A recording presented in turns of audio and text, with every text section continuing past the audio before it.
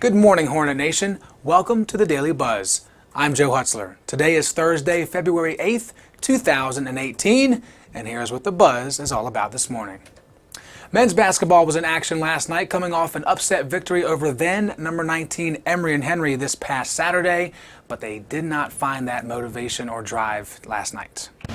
These highlights brought to you by Bell's Automotive Services right here in good old Lynchburg, Virginia. Donning some brand new jerseys for Code Red night, some slick, sick red jerseys. I love those. I hope they get to wear them again. But because of the way it might ended, maybe not. Anyway, to the first basket of the game, Connor Schroeder looking like Beckham if he played basketball, just dipping around the defenders and knocking it in. 15:24 to go in the first. Chance Green for a 3 and 1. A chance at 4 for Chance Green. Great crowd on hand last night in the Code Red contest.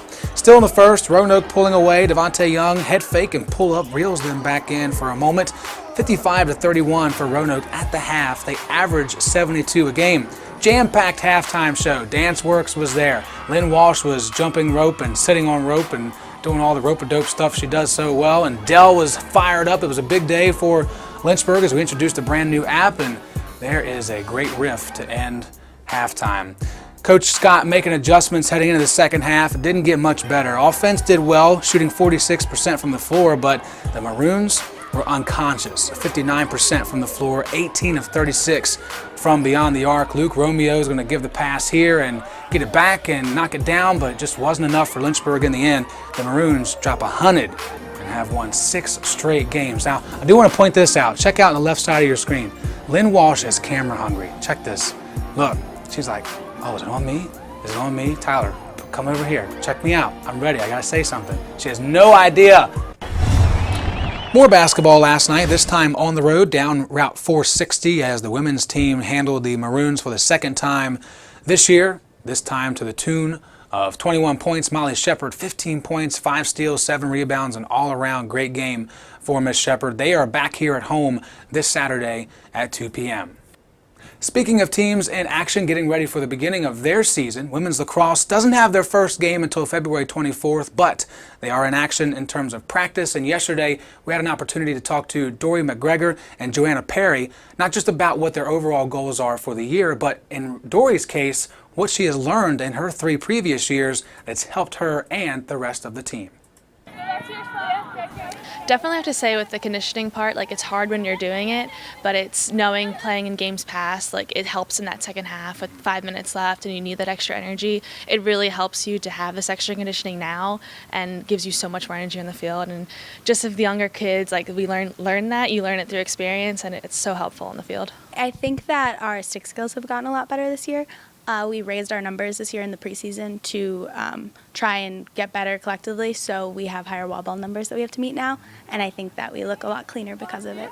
One of our strong suits has always been like our speed, so we know that on the field we can move the ball quickly, we can get down the field, and we can all use each other to help make plays, and that's defense and offense. Our defense has speed as well as our attack, so that's a good aspect that we'll have throughout the season this year. We do a lot of team bonding. We try and eat a meal together at least once a week. We volunteer at the Humane Society together, so we do a lot of things together as a team. Well, I think that the number one goal would obviously be to win ODACs. I think that that's the direction that the whole team is trying to head in. We've gotten more serious this year, implementing morning practices during preseason and things of that nature, so I think that it's really going to pay off in the long run. Definitely just to play 100% every game, give everything I have. It's senior year, so I want to go out and making sure everything's out there, and hopefully that leads to an ODAC.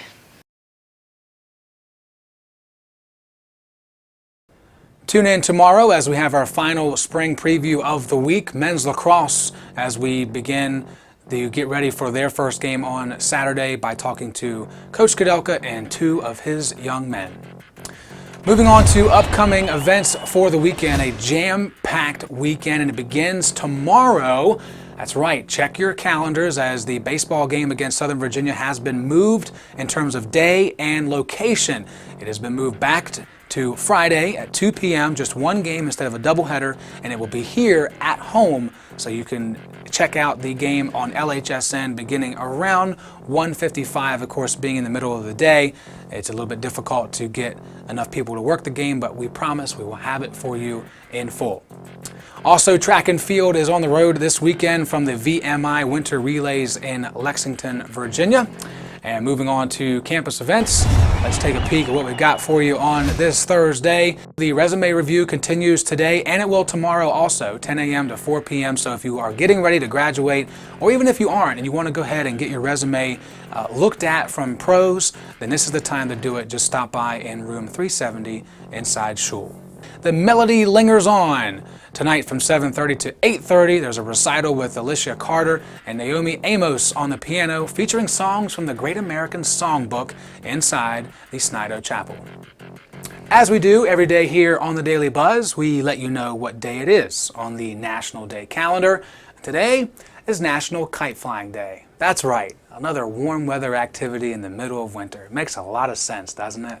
I clearly am not one of those people that gets this, but I don't know about you, but I've never seen somebody in the winter flying a kite in 30-degree weather or snow, or there you go. We actually have footage of that. Thank you, Internet, for proving me wrong, but I still think it's absolutely insane that we have these warm weather activities in February.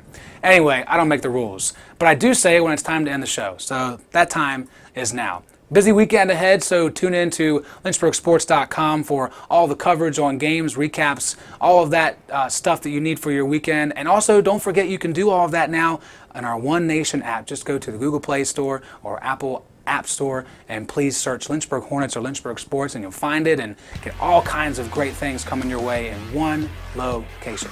That's all the time we have for today. We hope you have a wonderful Thursday, and remember, it's a great day to be a Hornet. And we are One Nation. I'm gonna go fly a kite now.